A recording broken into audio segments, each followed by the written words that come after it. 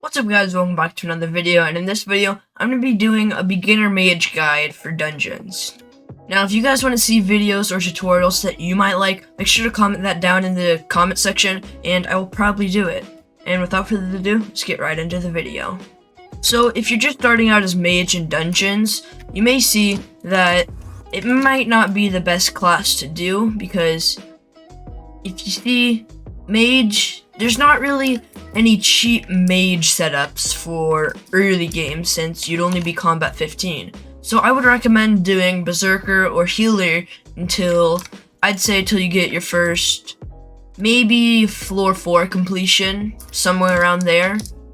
I'd say floor 4 completion, maybe floor 1 completion if you know how to use the bonzo staff, but I'll get into all the gear that you will need. Now the best early game mage setup is going to be 5-star dungeonized necrotic wise dragon armor, except for the chest plate. You're going to want loving for the chest plate because loving will give defense and health and intelligence.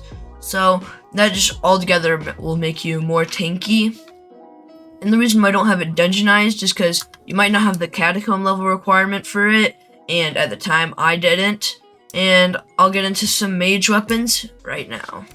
The first weapon I'm going to be talking to you guys about is the bonzo staff. Now, you can just spam right click on it, and you can see it costs 100 mana. Now, you might say, that's way too much since I only have like 500 mana. And I'll tell you guys, you're going to have to get Ultimate Wise 5. And Ultimate Wise 5 may cost a lot of coins because you can see Ultimate Wise 5, 3.3 mil. You might not have the money for that because altogether that's like 6 mil. And 6 million is a lot of money. But if you're early game, I would recommend doing Wise Dragon Armor because you can see full set bonus. It'll 2/3 of the mana cost to use an ability and increases ability damage by 5%. That's another loving bonus. So that's really good. And also, if you're dying a lot, I would get a tier 12 heavy chest plate or diamond perfect chest plate, which is a lot of money, but this is only tier 1 for like 800k.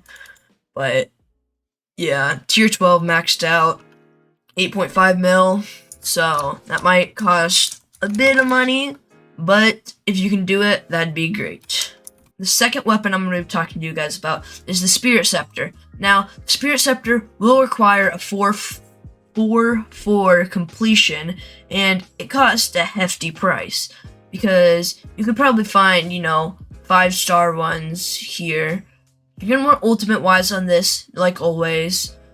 Like this one, Ultimate Wise 5. Well, this one's 5-star, and Ultimate Wise 2, but you can just buy the Ultimate Wise 5 since that's a pretty good deal. But you're just going to want all your basic enchants, depends what you're going to need. I'll probably come out with an enchanting guide soon, but you don't really want one for all on this, but if you want, then you could.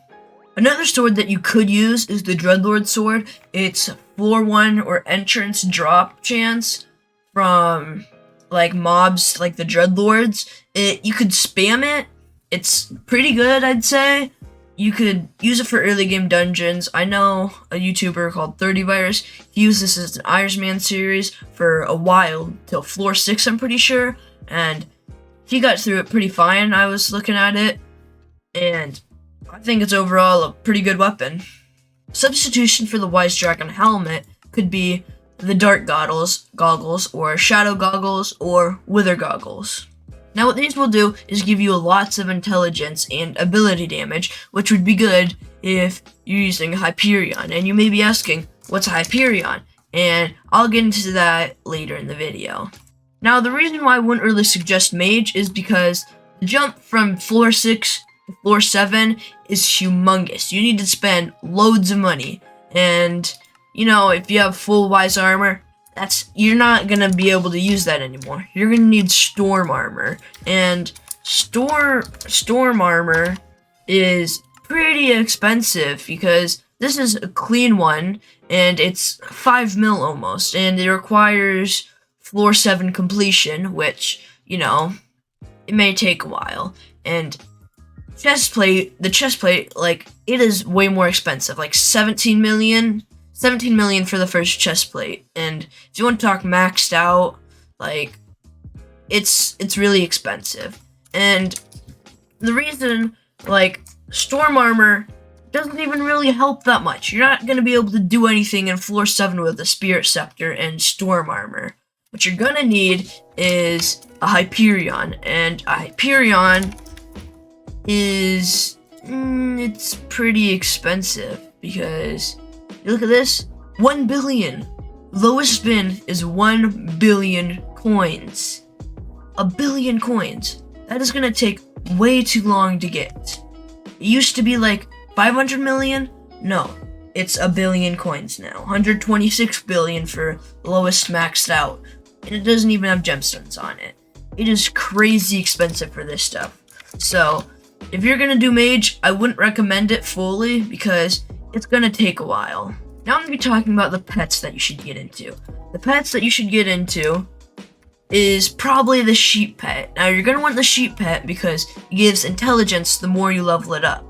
So, if you go here, you're gonna want the legendary sheep pet, and a level 100 one come in at the price of about 10 million coins to 11 million coins. It'll give you plus 100 intelligence and plus 20% ability damage, and it reduces the mana cost of abilities by 20%, gives 10% shield after not taking damage for 10 seconds, increases your total mana by 25% while in dungeons, and you're going to want to get a textbook on this. Like you can see right here, textbook increases pets intelligence by 100%, which doubles the intelligence to 200 instead of just 100. Or you could get a dwarf turtle shaman on it, which reduces knockback by 100%, but there's not really any other pets that are good.